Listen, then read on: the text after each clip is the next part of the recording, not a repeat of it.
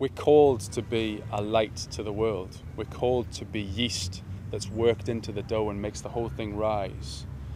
In Micah 6:8, it says that the Lord requires us to have mercy as our first concern, to see that justice is done and to humbly obey our God.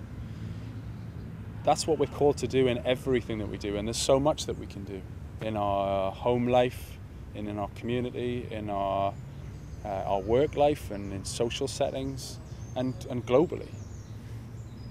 In all of those areas, we need to be a light and to be yeast. We need to bring compassion, bring justice.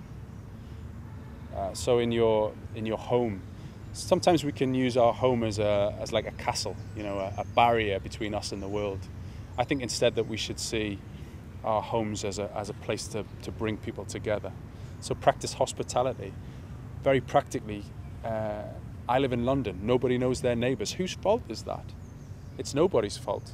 Who can start to make a difference? Well, I can.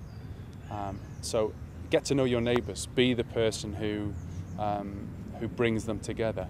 Be the person who's first to ask for a favour from your neighbour. Often when we ask for something, people are very happy to give it. But it's not just being the first to serve, it's the first to be vulnerable enough to ask. So build community in your neighbourhood. My wife always laughs at me because I pick up litter on the street.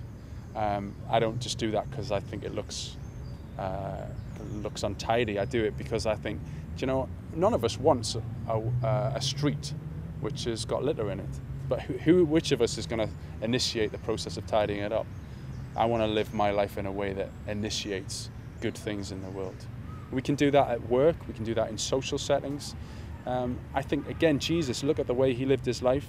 He lived his life amongst the least and the last. I would love it if Christians, when they saw somebody who was homeless or somebody who was behaving a bit oddly on the bus, who just went, queue, this is my queue, bingo, this is me, this is where I come in.